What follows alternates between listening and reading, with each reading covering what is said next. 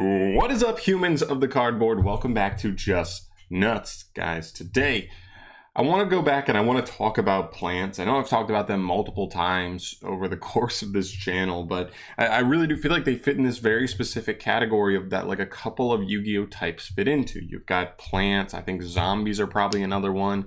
You could argue insects have been one, but they just didn't have an archetype until Bee Troopers just came out to finally like make them functional as like the same kind of situation. And you could argue rocks before they got emancipators were kind of in that situation where they're just these types that have like a really like solid pool of just like generically good cards that synergize just with everything in their type. We've got Mizukis and the Uni zombies of the world that synergize with just all zombie stuff, and they just need archetypes or just maybe the solidifying pieces. And we finally got Zombie World Structure deck that kind of put it together. For rocks, we got Emancipator. For insects, we just got Bee Troopers. And now we have Sunavalon, kind of feeling like it might be that piece that solidifies the plant stuff together. And plants have been good already with Sylvans. Okay, I always mix up Sunavalon and Sylvans, but Sylvans before were like the metagame during like synchro time, and it was really cool. But this deck finally has Sunavalons, and we have this new spell card that comes out in the next set. Long story short, this card like just special summons a Sunvine monster from the deck. If you have like a link, is it link 2 or higher? Maybe it's even like 1. Maybe if you just already have a Sunvine or Sunavalon link monster, you can just summon it, any Sunvine monster. But if you don't, it's like you have to summon a vanilla, which is fine because the vanilla is a 1-card combo. So I don't even care if you're just summoning the vanilla. 1, it's an awesome extender. 2, it's an awesome starter that doesn't take your normal summon. So if you go normal summon Lone Fire, try to use it, and you get hand trapped, you do not just lose to that if you have this card in hand. So this card really applies to just like any situation. Bomb extender, bomb starter, whatever you need, it really just does it. You can even search it throughout the combo. So if you didn't even open it, it just becomes an awesome combo piece throughout the combos. So really, really cool. This card is crazy. And Sunavalons in general, right? We have these multiple archetypes that really can synergize together. Sunavalons ending you on this guy, which searches you a trap, and the trap is just kind of like a blanket, negate every monster your opponent controls, which is pretty cool. Not a skill drain, it's not continuous. Well, it is continuous, but on activation it negates, so it doesn't stay negating everything constantly, but still a really solid disruption. And they have so many tools to just like link climb really, really easily. You got stuff like arrow mages. I don't know how much of an arrow mage package you're going to play in the main deck, but Jasmine's just already such an amazing generic card for plant decks, like getting you a search, getting you essentially a second like walking Lone Fire, tributes a monster it points to summon a plant out of the deck in defense mode. Really, really strong. I've seen people also play a package where if you can go down this like weird little synchro line, you just make like their synchro level, it's either 5 or 6, but you make that and then it adds you a trap. And one of the traps essentially just like lets you Trident. It lets you like quick raise your life points on your opponent's turn, and the synchro itself like pops a card when your life points get raised. So essentially you just play that and it adds like another little Trident-esque effect to your board, which is really solid.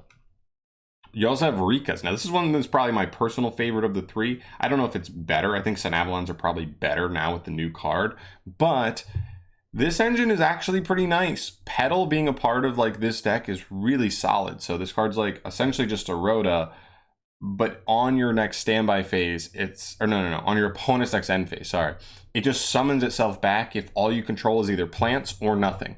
So you literally just get a Rhoda back or a Stratos back every single end phase, assuming you're not summoning anything other than plants, which you're probably not. We're playing an all plant deck, and so it becomes a really cool starter card.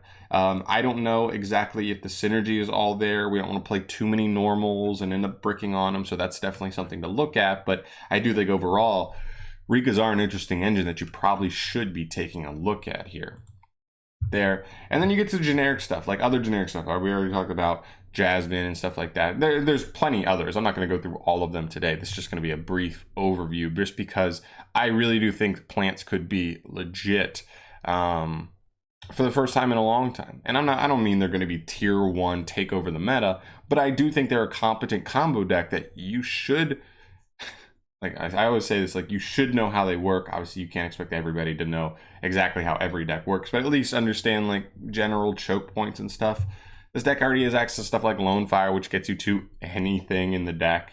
And there's plenty of other stuff, right? You have Spore as an extender, Heavy World Carrot Weight Champion, cards like that. There's so many more. I can't even like try to name them. It'd just take too long. But they really do like round out the deck, keep consistency up, give you good extenders, all that stuff and more. And then the last thing I might as well throw out there is this guy. This guy is the other like new piece, right? It's as far as new stuff for plants, it's like Sunavalons, Rikkas, and their new cards, and Bengalancer. Bengalancer is so cool. He is an actual like end board piece, which I felt like plants didn't really have for the longest time, but now they finally do. So he takes any 2 or more plants, so he's very easy to make generically.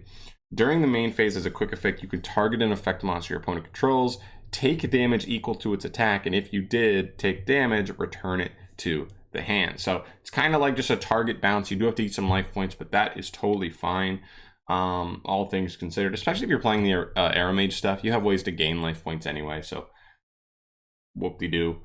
But the other cool part about this effect is if he is in grave, you can banish 2 or more link monsters from your grave whose combined link ratings equals exactly 4, and then special summon this card but banish it when it leaves the field. So it just comes back for free. So you can do one of 2 things essentially. You can either make him turn 1, link him off turn 1, and just revive him just so you get extra link material and still end on him, but he will be banished. Or you go for the more long play, which is you just make him, and if your opponent outs him by sending him to grave, then he still just comes back for free. So we don't really care all that much, and you're able to grind a little bit better. But still, just a walking compulse that then has recursion is so strong. I feel like, especially now that like the Sunavalon stuff is out and plants are able to link climb like so insanely. I think this card's actually a really important piece that you can't really overlook. But yeah, that's pretty much everything I want to say today. I mean, listen, we're not that far from Burst of Destiny. What are we, like a month and a half, something like that?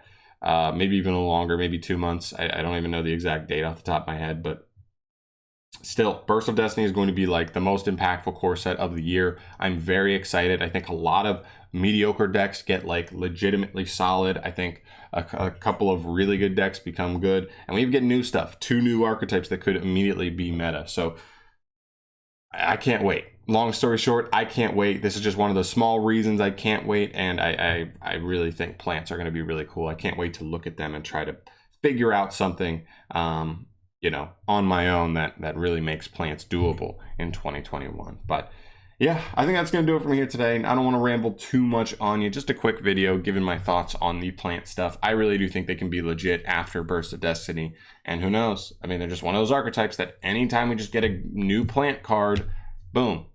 Like, it goes into this deck if it's good, pretty much. Because it can just play anything that's just generically a good plant support card. So very cool. I'm gonna end it off here. Thank you so much for watching. As always, let me know your thoughts down below on plants in general, their future once they have everything, how good they can be, how you expect them to mesh, any of that stuff. I'm definitely curious to hear your guys' thoughts on that, and I will see you in the next video. Peace.